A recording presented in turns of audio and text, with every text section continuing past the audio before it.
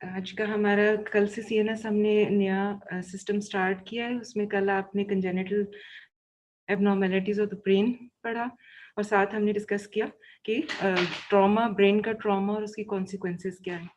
Today we will discuss इंशाल्लाह meningitis, और ये भी इन्फेक्शन है मेनिंजिस की। How will diagnose it, how will define it, categorise it, diagnose it, और फाइनली उसकी थोड़ी सी मैनेजमेंट प्लान इंशाल्लाह। बिस्मिल्लाह रहमान रहीम।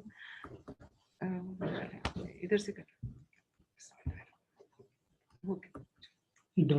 ठीक। हमारे लेक्चर जो है, lecture will include the introduction, definition, cause है उसकी, पैथोफिजियोलॉजी, टाइप्स, इन्वेस्टिगेशन, ट्रीटमेंट, ये हमारा सारा जो है वो it will be our parts of our lecture. सबसे पहले जो है brain and spinal cord are enclosed in 3 protective membrane, जैसे मेनिंजेस कहते हैं। From outward to inward dura mater है, फिर उसके बाद अरेक्नोइड मैटर है, फिर उसके बाद पाया मैटर है। तो arachnoid mater and pia matter together are called लेप्टोमेनिंजेस, जो इनर होते हैं, आउटवर्ड से इनर। अब सब अरेक्नोइड स्पेस कौन सी स्पेस है? ये स्पेस है which exist between arachnoid mater and pia mater that contain the cerebrospinal fluid. So important हमारे पास क्या है? सीएसएफ जो है वो एक यूनिक फ्लूइड है which is present in the subarachnoid space. ये थोड़ा सा उसका डायग्रामेटिक आप देख लो रिप्रेजेंटेशन, तो आपको पता चलेगा। सबसे ऊपर स्कैल्प है, फिर जैसे कल हमने डिस्कस किया था स्कल है, प्रोटेक्टिव कवरिंग, फिर ड्यूरा मैटर है, फिर अरेक्नोइड है, फिर सब अरेक्नोइड है, और फिर उसके बाद स्पेस है, सब अरेक्नोइड स्पेस। और इसमें आप देखो तो सीएसएफ जो है वो शो किया हुआ है कि किस तरह से वेंट्रिकल्स में सीएसएफ फ्लूइड जो है वो सर्कुलेट करता है। और फिर पाया मैटर है, और फिर उसके बाद ब्रेन का मैटर, ब्रेन का पैरेन्काइमा है, और वो सारा ग्रे मैटर और व्हाइट मैटर है। और protective, actually these are the protective barriers. और इसमें देखो तो आप कितनी प्रोटेक्शन में करके फिर उस ब्रेन को रखा गया है, ताकि, क्योंकि brain is can not be repaired. ये एक ऐसा यूनिक इसका फीचर है कि रिपेयर नहीं हो सकता इसकी, अगर कोई इसके अंदर कोई भी इंजरी हो जाए या कोई भी प्रॉब्लम हो। meningitis क्या? It is the inflammation of the meninges which is caused by the infectious agents. Inflammation is usually caused by infection of the fluid surrounding the brain and spinal cord, which can be life threatening because of inflammation proximity to the brain and spinal cord. Therefore it is classified as medical emergency. अच्छा ठीक है, इसमें ये कि एक तो ये कि इन्फेक्शियस एजेंट्स होते हैं, कुछ non infectious causes of meningitis भी हैं, वो भी हम आगे डिस्कस करेंगे। अब इसमें अगर आप देखो तो ये मेनिंजिस जो है इसकी इन्फ्लेमेशन हो, तो इसमें इन्होंने शो किया हुआ इस तरह से। सॉरी, इसमें मेरे पास पॉइंटर है, you can highlight, laser pointer है मेरे पास। इसमें अगर आप देखो तो ये इन्फ्लेमेशन इन्होंने दिखाई हुई है कि ये इसमें से किसी भी की इन्फ्लेमेशन हो सकती है, और इसी लिहाज से मेनिंजाइटिस जो है वो होता है, डेवलप होता है। और इसके कॉज, मेनली कॉज इसकी जो है वो इन्फेक्शन है, और बैक्टीरियल इन्फेक्शन है, वायरल है, फंगल है, ये हम आगे डिस्कस करते हैं। Meningitis can be non infectious as well, जैसे मैंने आपसे पहले कहा था कि इन्फेक्शियस कॉजेज के अलावा कुछ नॉन इन्फेक्शियस कॉजेज भी हैं, जैसे मैलिग्नेंसी में भी हो सकता है मेनिंजाइटिस, टॉक्सिक ड्रग्स की वजह से हो सकता है, माइक्रो ऑर्गेनिज्म जो है वो रीच करते हैं मेनिंजेस बाय। अब how can micro organisms reach the meninges, ये भी इंपॉर्टेंट चीज है कि वो किस तरह से जो है वो मेनिंजेस में एंटर होके तो ये ऑर्गेनिज्म सारे जो हैं ये इन्फेक्शियस एजेंट्स पहुंचते हैं उधर। इसकी वजह ये है कि बिकॉज हमने देखा कि इतनी इसकी कवरिंग्स हैं ब्रेन की, and it is covered, nature ने इसको इतना प्रोटेक्टेड रखा है, then how can be have, patient can have the barrier crossed by micro organisms. Actually ये होता है कि या तो ये हो सकता है कि कोई ऐसी इन्फेक्शन हो जिसमें टॉक्सिक एजेंट्स जो हैं वो ब्लड स्ट्रीम में इतने ज़्यादा इन्फेक्शियस एजेंट्स हैं कि या टॉक्सिक ड्रग्स हैं जो ब्लड ब्रेन बैरियर क्रॉस कर लेती हैं, तो as a result of it it can result in infection of the CSF surrounding meninges, और ये फिर मेनिंजाइटिस कॉज कर देता है। या फिर स्कल फ्रैक्चर हो गया, वाकई में जो है वो फिजिकली बैरियर क्रॉस हो गया, और फिजिकली जो है वो स्कल फ्रैक्चर की वजह से असेस हो गई है माइक्रो ऑर्गेनिजम्स की टू द cerebrospinal fluid। फिर मिडल ईयर इन्फेक्शन है which is in a close proximity to the in a close proximity to the in fact middle ear जो है वो close proximity में है to the brain, तो meninges, so it can result in that। फिर sinuses की infection है, sinusitis है, rare cases में अगर बहुत स्वेयर साइनोसाइटिस और स्वेयर इन्फेक्शंस हो जाए which remained untreated, तो वो क्रॉस करके blood brain barrier, they can result in septicaemia और साथ ही फिर मेनिंजाइटिस, और ये रेयर कॉजेज में ये भी आ जाता है। अच्छा, अब इसकी मेनली कॉजेज क्या हैं? बैक्टीरियल इन्फेक्शियस और नॉन इन्फेक्शियस, मैंने कहा था इन्फेक्शियस इंपॉर्टेंट है बिकॉज इन्फेक्शियस आपको ज़्यादातर इन्फेक्शंस के साथ ही मेनिंजाइटिस के पेशेंट्स मिलेंगे। मोस्टली जब भी आप बाद में वार्ड्स में भी आप देखेंगे जिसमें पेशेंट सस्पेक्टेड केस है ऑफ मेनिंजाइटिस है, जिसमें सारी फिजिकल फाइंडिंग्स प्रेजेंट है, मेनिंजाइटिस की फिजिकल साइंस प्रेजेंट है, उनमें जो इन्फेक्शियस एजेंट्स होंगे और वो किस तरह से डायग्नोज होंगे वो भी हम देखेंगे कि सेरेब्रोस्पाइनल फ्लूइड के लिए लंबर पंक्चर किया जाता है और वो करके फिर उससे सेरेब्रोस्पाइनल फ्लूइड लेकर उस पर एग्जामिन किया जाता है कि ये बैक्टीरियल है या वायरल है या प्रोटोजोल है। तो आप देख लो कि इसके अंदर bacterial, viral, protozoal, mycobacterial, fungal, micro spirochaetal या फिर रेक्टिसियल इन्फेक्शंस जो हैं ये सारी कर सकती हैं।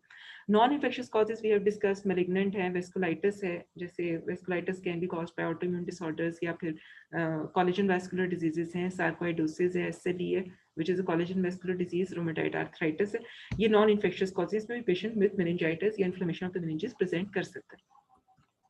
पैथोफिजियोलॉजी क्या है? अब ब्लड स्ट्रीम में किसी तरह से ऑर्गेनिज्म एंटर हुआ है, वो कैसे एंटर हुआ है वो हमने डिस्कस कर लिया कि इधर डायरेक्ट स्कल की फ्रैक्चर हो गया या ऐसा हो गया कि बहुत ज्यादा कोई टॉक्सिक ड्रग्स ऐसी थी जो सॉरी ये तो ऑर्गेनिजम्स हैं, कुछ ऐसा हुआ कि इतना ज्यादा सेप्टिसीमिया था कि इवेंचुअली ऑर्गेनिजम्स जो है उन्होंने क्रॉस कर लिया ब्लड ब्रेन बैरियर और समथिंग उन्होंने कोई टॉक्सिन्स रिलीज किए जिन्होंने ब्लड ब्रेन बैरियर जो है वो क्रॉस कर दिया और as a result of it जो मेनिंजाइटिस हो गया।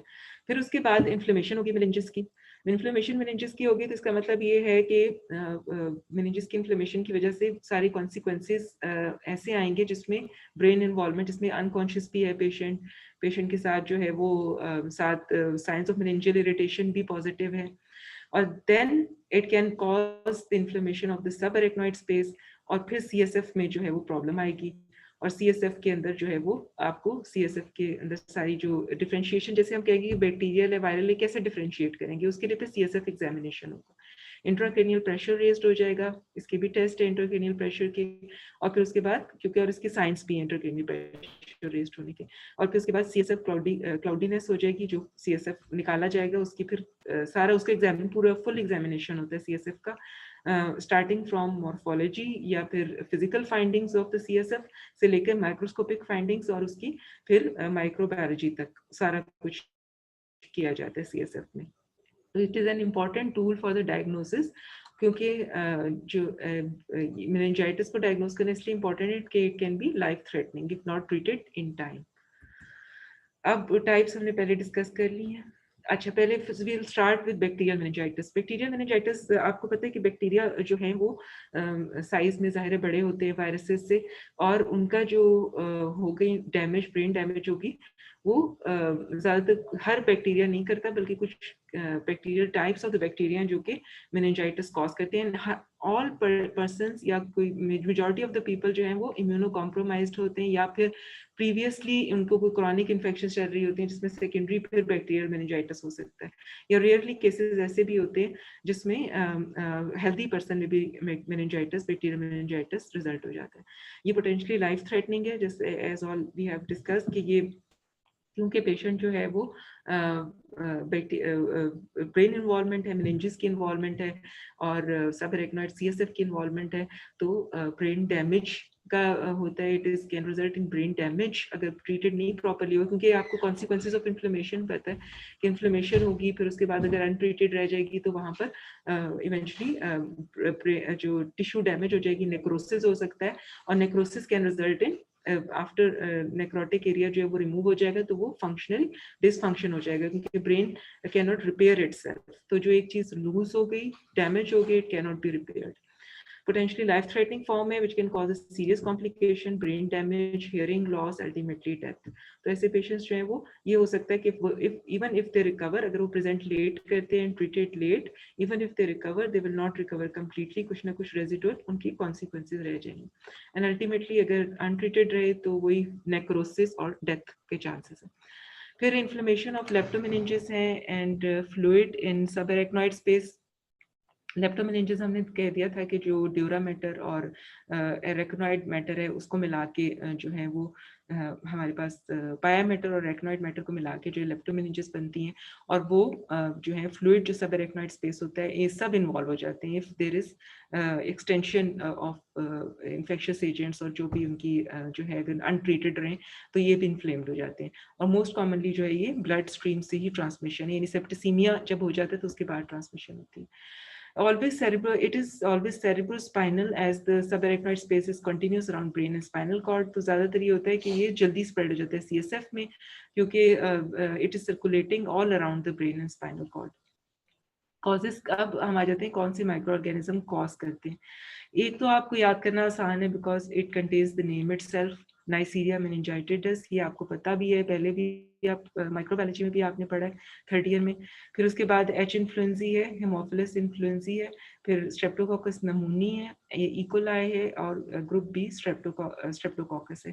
तो ये कॉजेस हो सकती है जिसमें नाइसीरिया मेनिंजाइटिस सबसे जो है वो टॉप पे सबसे ज्यादा कॉजेस यही कॉज करता है।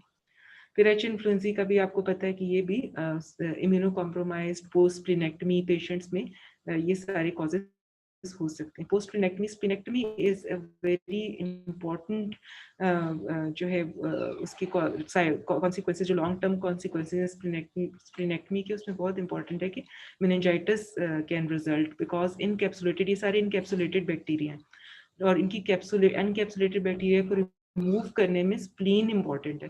तो ज्यादातर जो पेशेंट्स मेनिंजाइटिस के साथ आते हैं उनमें ये भी कैटेगरी काफी पेशेंट्स की होती है जो पोस्ट प्लिनेक्टमी होते हैं and they are not vaccinated for meningitis.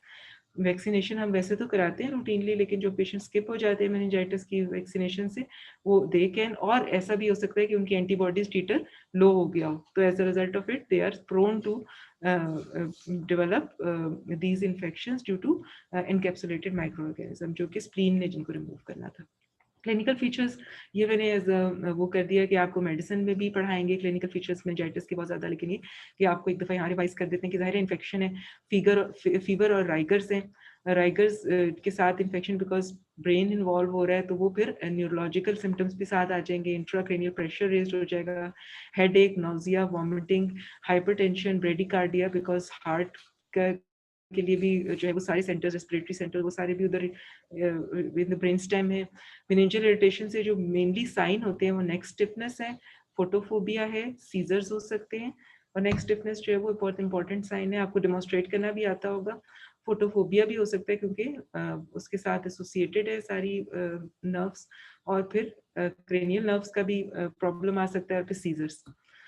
अच्छा, इसके जो इम्पोर्टेंट क्लिनिकल साइंस है, कर्निक साइन है, इसकी आपको डायग्राम भी अगर मैं दिखा दूं, ये बाद में हम इसको भी डिस्कस कर लेते हैं। इसमें आप देख लो कि ये बच्चे में डेमोन्स्ट्रेट कर रहे हैं, stiffness of hamstrings causes an inability to straighten the leg when hip is flex to 90 degree. अगर हिप को 90 डिग्री पे फ्लेक्स करें तो स्ट्रेटन नहीं कर सकते पेशेंट्स अपनी लेग को, ये कर्निक साइन है, हैमस्ट्रिंग मसल्स जो है वो स्टिफ हो जाते हैं। दूसरा है ब्रूडिजिनकी साइन है, ब्रूडिन्स्की साइन है, जिसमें जो है passive flexion of neck which causes involuntary flexion of hip, knee and hip. जैसी वो फ्लेक्शन ऑफ नेक की जाती है तो साथ ही जो है वो नीज भी फ्लेक्स हो जाती है, ये भी एक इम्पॉर्टेंट साइन है। फिर उसके बाद क्रेनियल नर्व पैल्सीज हो सकती हैं बिकॉज सारा कुछ इन्वॉल्व हो रहा है, ब्रेन है, मेनिंजेस हैं, क्रेनियल नर्व्स भी वहीं से पास कर रही होती हैं। तो थर्ड, फोर्थ, सिक्स्थ और सेवंथ नर्व ज्यादा इंपॉर्टेंट है, nystagmus, aphasia, ataxia, peripheral nerve palsy, ये सब जो है इसके साथ एसोसिएट। तो ये सारे सेकेंडरी फीचर्स हैं which are not actually the causes of the, वो जो मेनिंजाइटिस से डायरेक्टली एसोसिएटेड नहीं है nystagmus, but it can result if these cranial nerves are involved, और जाहिर है फिर जो है middle ear, internal ear involve होगा, तो फिर वो सारे बैलेंसेस और वो सब कुछ जो है वो अफेक्ट हो जाएगा, बैलेंस भी। एफेजिया का सेंटर भी आपको पता है कि वो भी इन्वॉल्व हो सकता है, अटेक्सिया भी हो सकता है अगर सेरिबेलम इन्वॉल्व है, और वो सारी, और फिर पेरिफेरल नर्व पैल्सी भी इस तरह रिपोर्ट, ये हम पहले देख चुके हैं दोनों साइंस। अच्छा, फिर हमारा पार्ट पैथोलॉजी क्या करेगी।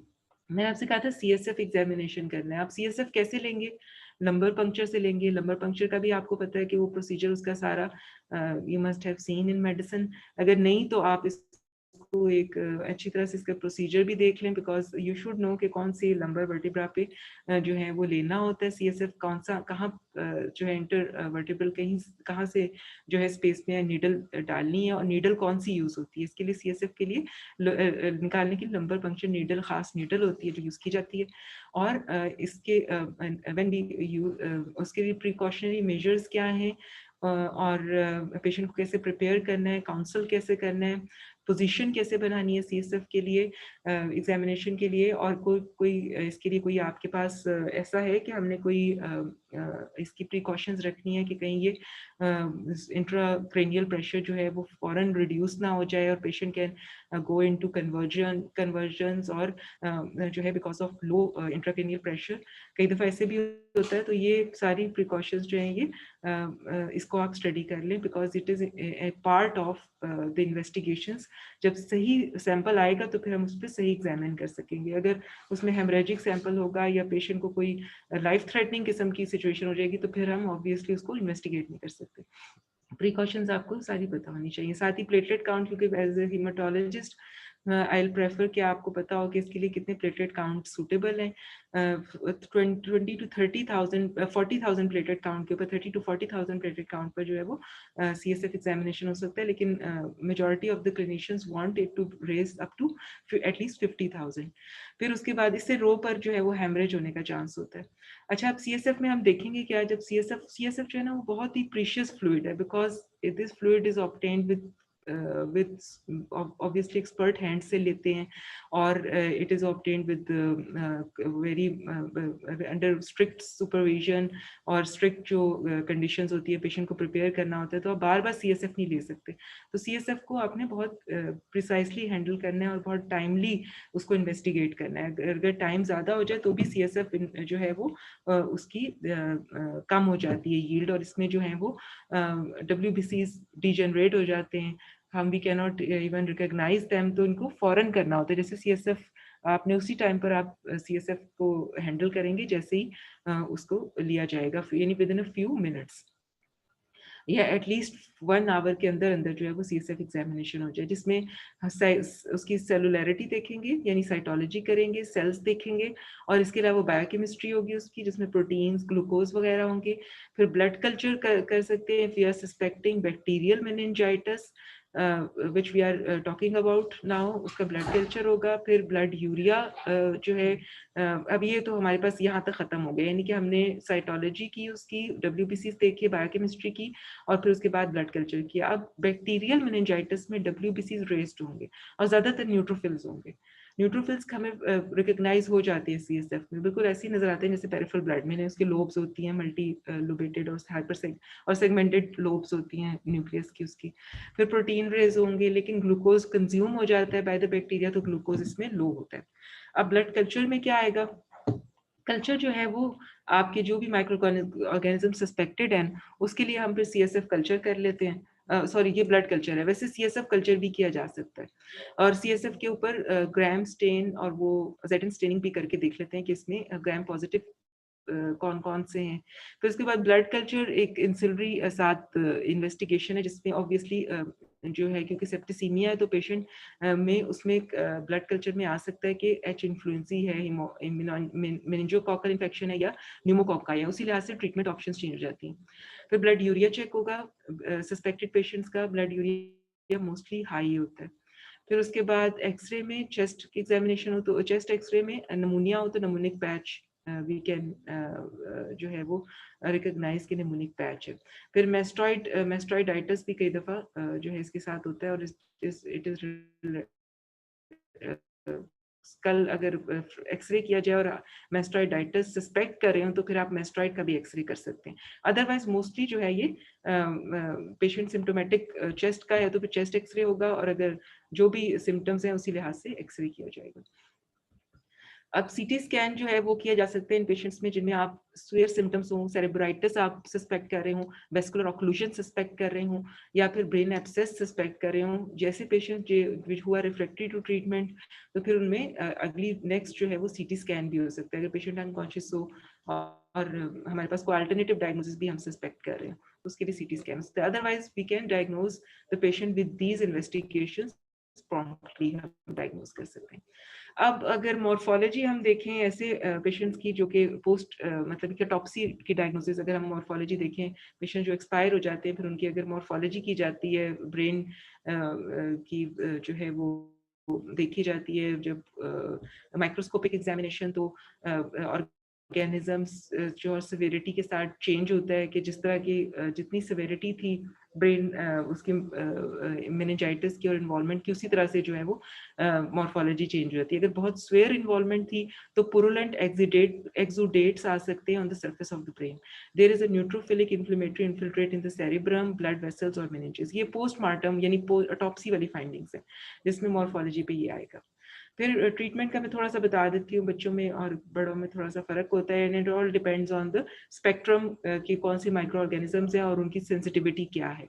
तो ये आप उसी लिहाज से होता है। ज़्यादातर बच्चों में सेफ्टोटेक्साइम या एम्पिसिलिन काम कर लेती है, लेकिन एम्पिसिलिन भी अब इतना ज़्यादा नहीं इम्पॉर्टेंट। और ओल्डर पेशेंट में सेफ्ट्राइक्सोन, वेंकोमाइसिन, और एल्डरली में जो है वो सेफ्ट्राइक्सोन, और ओल्डर पेशेंट में वेंकोमाइसिन और सेफ्ट्राइक्सोन, तो ये मेन स्टे ऑफ ट्रीटमेंट रहते हैं। Now we can come to the viral meningitis. तो aseptic viral meningitis को aseptic meningitis भी कहते हैं, जो typically जो है वो notable parenchymal involvement of brain नहीं करता, न spinal cord करता है, और it is more benign clinical course. ज्यादातर जो है वो रिवर्सिबल होते हैं कोर्स और पेशेंट को सिम्टोमेटिक मैनेजमेंट से ठीक हो जाता है। लेकिन कुछ ऐसे भी हैं वायरल मेनिंजाइटिस जो फेटल हैं, जैसे हर रेबीज के साथ जो वायरल जो है होता है, इन्वॉल्वमेंट होती है, वो 100% जो है फेटल है अगर इन्वॉल्व हो जाए उसके साथ। मतलब पेशेंट को वैक्सीनेशन ना लगे, अगर एंटीसीरा ना मिले टाइमली, तो ये हो सकता है। अच्छा, फिर उसके बाद herpes simplex virus, EBV virus है, और इसके अलावा जो है वो साइटोमेगैलो वायरस है। It is involve in viral meningitis. अब अगर टॉप्सी फाइंडिंग, अगर पेशेंट फॉर एग्जांपल अगर उसकी बायोप्सी देखें भी हम टॉप्सी में फाइंडिंग्स, तो उसमें कोई मॉर्फोलॉजिकल कोई डिस्टिंक्टिव मैक्रो या माइक्रोस्कोपिक फाइंडिंग्स नहीं होती ब्रेन में। अच्छा, पीछे से हम कंटिन्यू करते हैं। साइटोमेगैलो वायरस है, फिर मम्स वायरस है, वेरिसिला जोस्टर वायरस है, और रेबीज वायरस है। Transmitted by droplet infection, close personal contact और फीको ओरल कांटेक्ट। तो ये और अब जो रिसेंटली जो कोरोना वायरस के साथ भी पेशेंट्स जो हैं वो कईयों में रिपोर्ट हुआ है कि वो सीएनएस इन्वॉल्वमेंट भी हुई है कुछ पेशेंट्स के अंदर, और वो रेयरली डायग्नोज हुए थे कि उन्हें मेनिंजाइटिस सेकेंडरी टू इसकी वजह से हो गया। अब वायरल मेनिंजाइटिस जो है, लेकिन कुछ मेजॉरिटी में जो है ये सेल्फ लिमिटेड होता है। फीवर हो सकता है, हेडेक हो सकता है, वॉमिटिंग, मेनिंजियल इरिटेशन के साइंस उसी तरह होंगे, आर्थ्रेल्जिया, माइल्जिया, सोर थ्रोट, वीकनेस, लेथार्जी।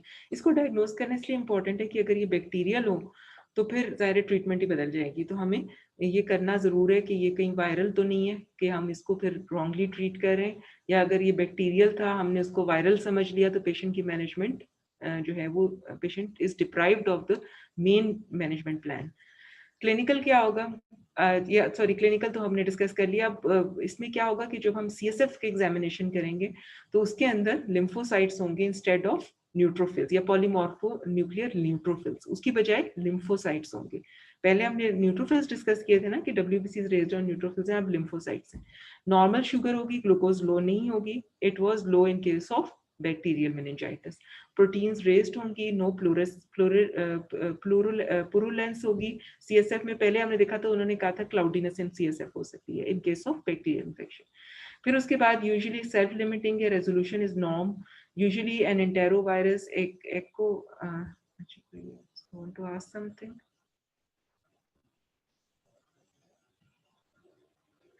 अच्छा, neck stiffness in viral meningitis. बेटा साइंस ऑफ मेनिंजियल इरिटेशन तो होंगे, उसी तरह ही होंगे साइंस ऑफ मेनिंजियल इरिटेशन। तो क्योंकि ये होता है कि डिपेंड्स ऑन द सिविरिटी, भी डिपेंड करता है उसके ऊपर कि पेशेंट कब प्रेजेंट कर रहा है। तो अगर तो इतना ज्यादा वो हो गया है तो पेशेंट की दफा कॉन्शियस लेवल ही उसका इतना नहीं होता कि आप ये डिमॉन्स्ट्रेट कर सकें ये सारी साइंस एंड सिम्टम्स। अच्छा, फिर उसके बाद है कि इसमें ये वाले एंटेरो वायरस है, नॉन पैरालिटिक पोलियो हो सकता है, कॉक्सेस्की वायरस है, तो ये सारे भी कर सकते हैं इन्वॉल्वमेंट। ठीक है, नेक्स्ट करेंगे। जी बेटा। अच्छा, फिर उसके बाद एक और जो कॉज हमने क्या क्या क्या पढ़ लिया, हमने बैक्टीरियल देख लिए, वायरल देख लिए, now we come to the tuberculous meningitis. अब फॉर यू नो कि ट्यूबरकुलस माइकोबैक्टीरियम ट्यूबरकुलोसिस जो है वो अब इतना प्रेवलेंट नहीं है जितना in some years, even I think 20 to 30 years back भी उसकी काफी ज्यादा प्रेवलेंस थी। अब जो दोबारा से माइकोबैक्टीरियम ट्यूबरकुलोसिस के साथ मेनिंजाइटिस रिपोर्ट होने लगे हैं, उसकी वजह ये कि एक तो ड्रग रेजिस्टेंट है या मल्टी ड्रग रेजिस्टेंट वायरस ये है, ट्यूबरकुलोसिस है, और कुछ में ये भी है कि पोस्ट एचआईवी इन्फेक्शन भी ट्यूबरकुलोसिस हो जाता है, जो एटिपिकल माइकोबैक्टीरियम करते हैं। लेकिन it is caused by Mycobacterium tuberculosis, ज्यादातर ये उसी से कॉज होता है। और ब्लड, लेकिन एटिपिकल भी कर सकते हैं। ब्लड बॉर्न है, स्प्रेड सर्टेनली अकर्स, हो सक majority of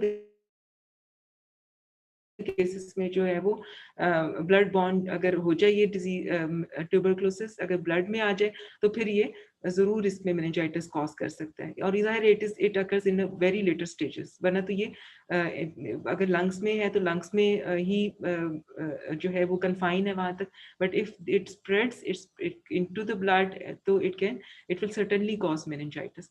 next is aetiology, age है 6 months to 3 years, sex equal incidence है, प्राइमरी इन्फेक्शन लंग से या मेडिस्टाइनल ग्लैंड्स, प्राइमरी इन्फेक्शन उससे हो सकती है मेनली, क्योंकि लंग्स कहते हैं कि जो पल्मोनरी ट्यूबरकुलोसिस है it is main cause of spread होती है पल्मोनरी ट्यूबरकुलोसिस ये और इवेंचुअली फिर जो है वो जो है सारी मिलियरी ट्यूबरकुलोसिस हो जाती है, और फिर ब्लड बॉर्न हो तो फिर वो it can cause meningitis.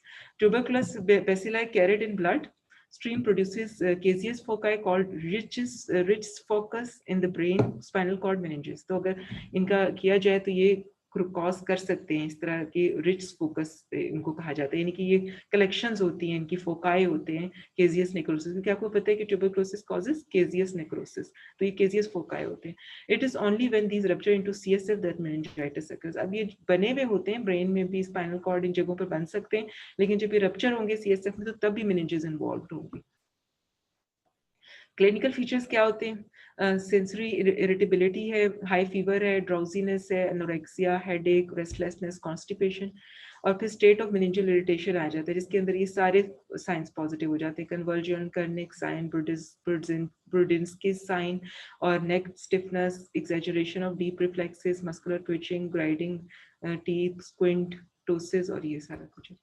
Terminal stages है irritability replaced by coma, rapid loss of weight, tachycardia, irregular pulse, irregular respiration है, chain stroke, breathing है, और फिर tremors of limbs and choreic movements हो सकती हैं। तो ये जो है टर्मिनल स्टेज है जो कि कोमा हो सकता है अगर ना डायग्नोज हो पेशेंट को। इन्वेस्टिगेशन में जो है इसके जाहिर है आपका जो इनिशियल डायग्नोसिस है, पहले तो आप वो इस्टेब्लिश हो कि बाकी ट्यूबरकुलोसिस का कोई फोकस है, उसके लिए फिर ये सीटी, एक्सरे, ब्लड कल्चर, और जिसमें जो स्पेसिफिक जो ट्यूबरकुलोसिस के लिए जो भी हमारे पास टेस्ट अवेलेबल हैं वो कराएंगे, जैसे जो है किसी भी लंग टिश्यू पर या लंग की जो फ्रॉम ब्रोंकियल एस्पिरेट्स या ब्रोंकियल जो होती हैं वॉशिंग्स या ब्रोंकियल जो लिया जाता है, ये प्लूरल फ्लूइड अगर को अवेलेबल है तो उसके ऊपर फिर जो है वो कल्चर भी करेंगे, जैसे एलजे मीडियम पे कल्चर किया जाता है और जेड स्टेनिंग से डेमोन्स्ट्रेट भी करते हैं फिर ऑर्गेनिज्म। फिर अगर प्राइमरी पता हो कि ये है तो फिर सेकेंडरी पता होगा कि एंटी ट्यूबरकुलोस ट्रीटमेंट देनी है ऐसे पेशेंट्स को। इंट्राक्रेनियल प्रेशर असेस करना है। अच्छा, ये मैं बाद में देखती हूँ। अच्छा, इसमें ये कि हमारे पास क्या होगा, वही सारी इन्वेस्टिगेशन, यानी सीएसएफ आएगा हमारे पास, फिर आपने एक्सरे जाहिर है इसके अंदर जैसे किए हैं, ब्लड कल्चर जैसे पहले भी किए थे अब भी किए हैं, अगर कोई प्लूरल फ्लूइड या कोई अवेलेबल है तो उसके ऊपर भी उसी तरह की इन्वेस्टिगेशन, नहीं सारी साइटोलॉजी, ब्लड कल्चर, उसके ऊपर जेड स्टेनिंग जो है वो उसके साथ जो है वो जो एसिड फास्ट बेसिलाई होते हैं दे बिकम पॉजिटिव, और आपको पता है कि वो रेड कलर के एसिड फास्ट बेसिलाई पॉजिटिव होंगे तो मोस्ट लाइकली ये फिर फर्स्ट जो हमारे पास आता है वो माइकोबैक्टीरियम ट्यूबरकुलोसिस होता है। फिर कल्चर जो है वो कर देते हैं एलजी मीडियम पर, या आजकल फास्ट कल्चर्स भी हो रहे हैं जो कि विद इन फ्यू डेज ही बता देते हैं कल्चर पॉजिटिव है या नहीं है, और विद इन फ्यू वीक्स, पर अदरवाइज तो एलजी मीडियम पे बहुत देर तक कल्चर करना पड़ता है ना, वीक्स मंथ्स लग जाते हैं। तो सस्पेक्टेड अगर जेड स्टेन पर ही पॉजिटिव आ जाए एसिड फास्ट बेसिलाई तो एंटी ट्यूबरकुलोस ट्रीटमेंट स्टार्ट हो सकती है। अच्छा, फिर आपको एंटी ट्यूबरकुलोस ड्रग्स का भी पता है, ये सारी ड्रग्स हैं और इनके डिफरेंट कॉम्बिनेशंस हैं। और अब जाहिर है हम लोग ऐसे पेशेंट्स का जीन एक्सपर्ट ज़रूर करते हैं for any mutation which is responsible for multi-drug resistance in tuberculosis. तो उसके लिए भी ट्रीटमेंट ऑप्शंस चेंज रहती हैं. तो जीन एक्सपर्ट जो है वो भी एक इम्पॉर्टेंट इन्वेस्टिगेशन है. फिर उसके बाद है फंगल मेनिंजाइटिस, ये हमारा नेक्स्ट है. ये सिविरिटी इसकी सबसे कम होती है फंगल मेनिंजाइटिस की, बिकॉज इसकी स्प्रेड जो है वो ज़्यादातर it occurs in patients who have a week immune system और इम्यूनो कॉम्प्रोमाइज्ड. कॉजेज क्या क्या है? क्रिप्टोकोकस है, कैंडिडा है, ब्लास्टोमाइसिस है, एस्परजिलस है, और ये पर्सन टू पर्सन स्प्रेड नहीं करता. इसके लिए जो है fungus spread through blood stream from somewhere else in the body to brain and spinal cord. और ये पेशेंट्स जो हैं आमतौर पे इम्यूनो कॉम्प्रोमाइज्ड होते हैं या HIV पॉजिटिव होते हैं. It may get after taking medications that weaken the immune system. जिसमें क्या आ सकती है? इम्यूनोस्प्रेसेंट एजेंट्स, स्प्रेसिव एजेंट्स आ सकते हैं, ठीक है, और इम्यूनो मॉड्यूलेटर आ सकते हैं. फिर उसके बाद हमारे पास एक कॉज आ सकती है पैरासिटिक मेनिंजाइटिस की. It is the cause is often assumed when there is predominance of eosinophils in the CSF. अगर eosinophils ज्यादा हैं तो फिर भी assume के कहीं पैरासिटिक तो नहीं, बहुत रेयर है, बहुत रेयर. जैसे आपने सुना होगा कि बहुत रेयरली जो है वो निग्लेरिया के बारे में कभी कभी आते हैं कुछ केसेस ऐसे, और वो जरा हॉट जो क्लीन वाटर होता है, वार्म क्लीन वाटर, उसमें ये प्रेजेंट होता है ये वाला अमीबा, और ये लाइफ थ्रेटनिंग, ये 100% फिटल अमीबा है. तो पैरासिटिक अगर वो खुदा न खास्ता एंटर हो जाए into through the nose enter होता है और फिर उसके बाद म्यूकोजा से पेनिट्रेट करके एंटर्स इनटू द ब्रेन, तो it can cause a life threatening condition. Otherwise जो है ये जैसे प्लाज्मोडियम फैल्सीपेरम है, it causes parasitic meningitis. Toxoplasma से हो सकता है, जो लोग पेट कैट्स होती हैं जिनके घरों में, उसमें टॉक्सोप्लाज्मोसिस के चांसेस काफी ज्यादा होते हैं. तो it should be taken care of के जो वैक्सीनेटेड हो कैट्स.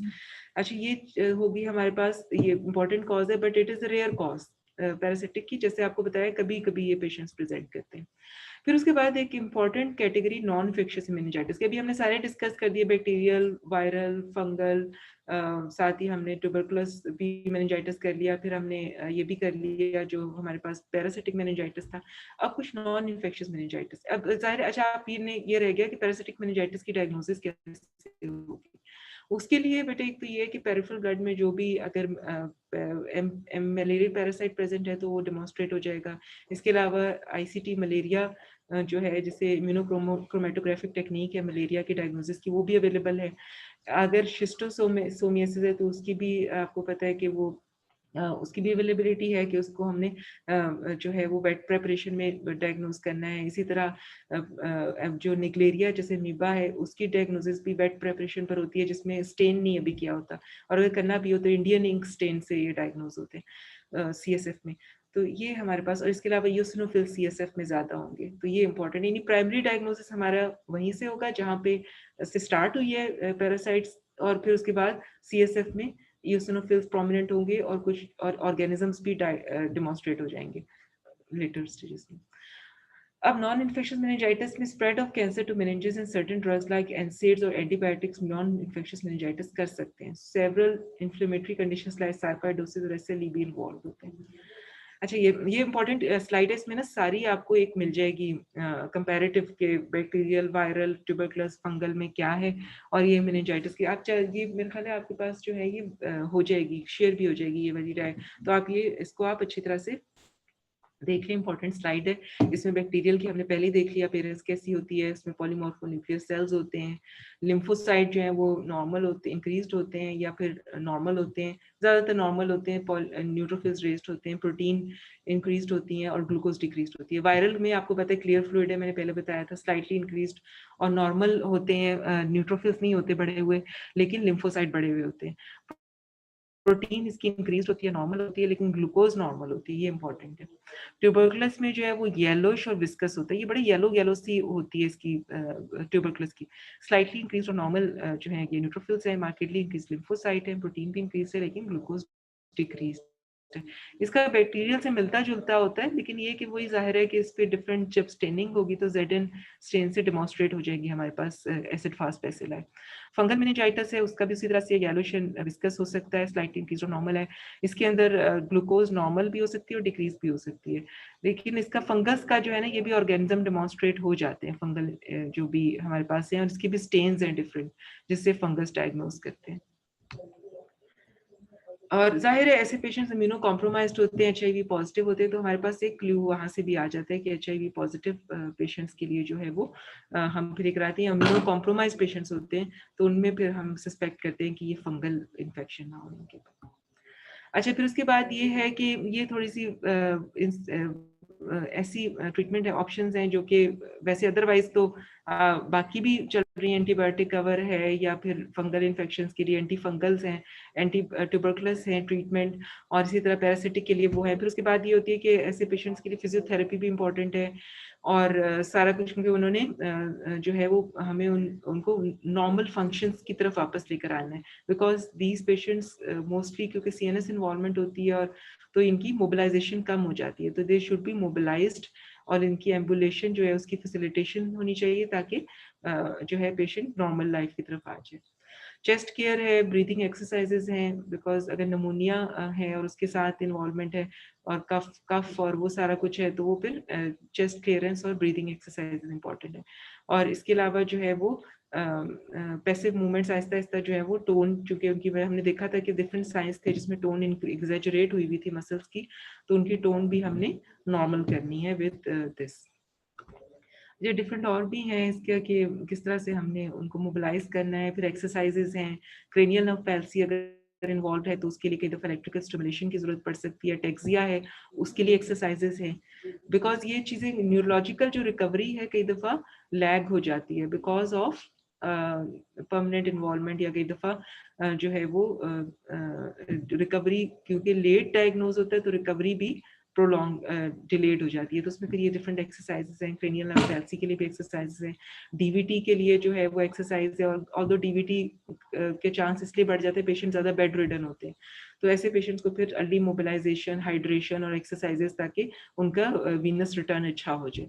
टू प्रिवेंट बेड सोर जो होते हैं 2 आवर्स के जो है पेशेंट को एवरी 2 आवर मूव कराना होता है पोजिशनिंग। अब तो खैर ऐसे बेड्स भी आ गए हैं जो कि इन्फ्लेट और डिफ्लेट होते हैं, तो as a result of it chances बहुत कम हो जाते हैं ऑफ बेड सोर्स।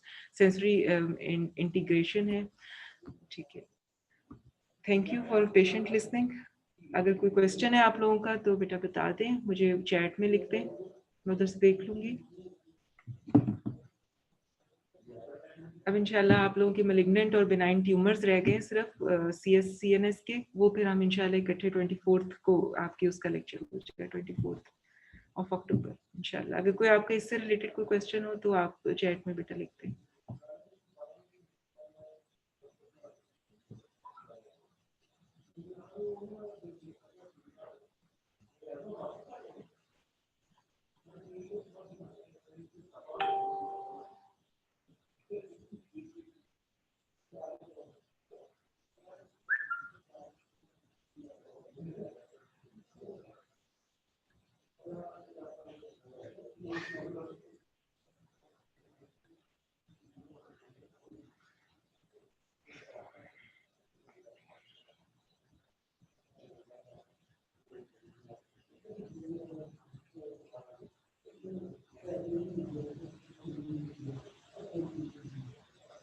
अच्छा, सॉरी, एक क्वेश्चन मेरे ख्याल आया हुआ है, मैं देख लेती हूँ।